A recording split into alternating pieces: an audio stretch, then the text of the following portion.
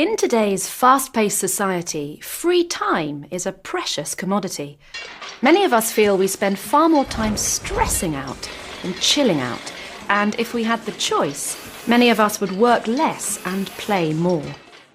But our modern concept of leisure is a relatively recent phenomenon. Our ancestors would never have imagined that we'd have so much free time and so many different things to do. But of course they did play. Relics unearthed from ancient civilizations across the world show people taking part in all kinds of games and activities. However, this kind of leisurely fun was largely limited to the upper classes, who didn't work at all. For the majority of people, work and life were intertwined, and leisure time didn't exist. Until ancient Greece. The ancient Greeks took great interest in the arts and sport. The success of their civilization meant their basic needs were met, so they could pursue other interests.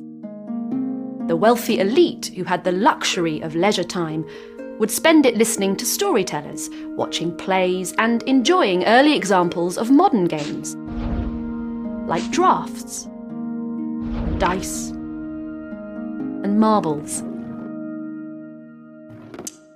The rest, who couldn't afford such frivolous games, played sport.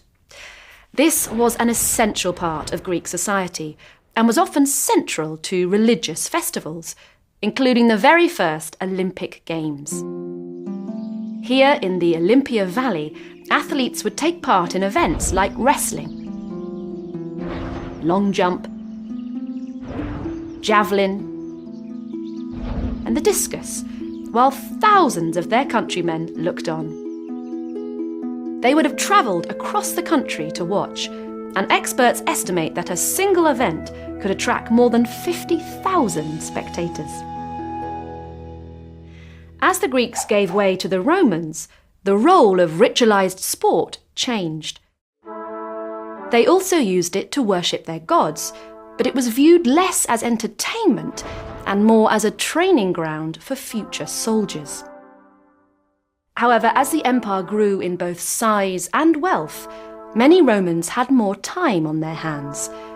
They demanded to be entertained, and thousands of people would pay to watch acrobats, musicians, and, of course, gladiators in amphitheatres across the empire, the most famous of which was the Colosseum.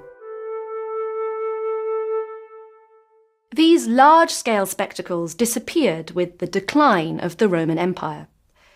Over the next 2,000 years, few people had the time or the money to do much other than work. Of course, people played games and had fun, and if you were to look at most civilizations during this time, you would find early versions of most modern sports. But these activities were ill-defined and differed from place to place. It wasn't until the Industrial Revolution that leisure once again became organised. This was an era of great change. People moved from rural villages to big cities and worked in factories rather than farms. While people had always rested on Sunday, some now had Saturday afternoon off too. With this newfound time and hard-earned cash, people started to enjoy themselves. During the day, they played newly codified sports like football, rugby, or basketball.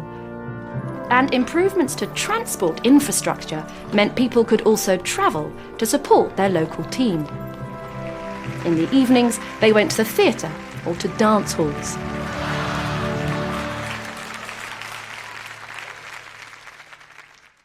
The impact of this leisure revolution can still be seen today.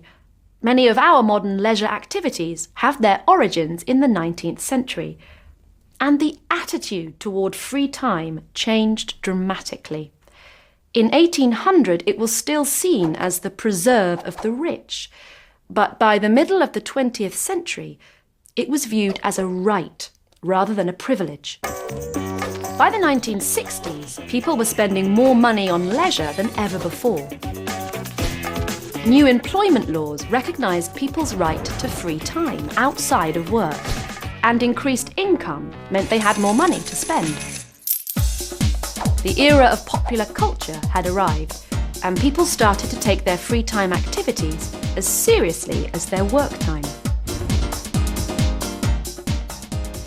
Today, most of us fill our free time with a wide range of hobbies and interests, but it seems another revolution is underway. The Industrial Revolution created a routine that clearly divided our work time from our free time. But this is changing. Some of the biggest companies in the world pride themselves on offering fun activities in the office, while many of us find ourselves working in the evenings and at weekends. So we play during work time and work during playtime. This is redefining our concept of leisure time, and who knows how it will change in the future.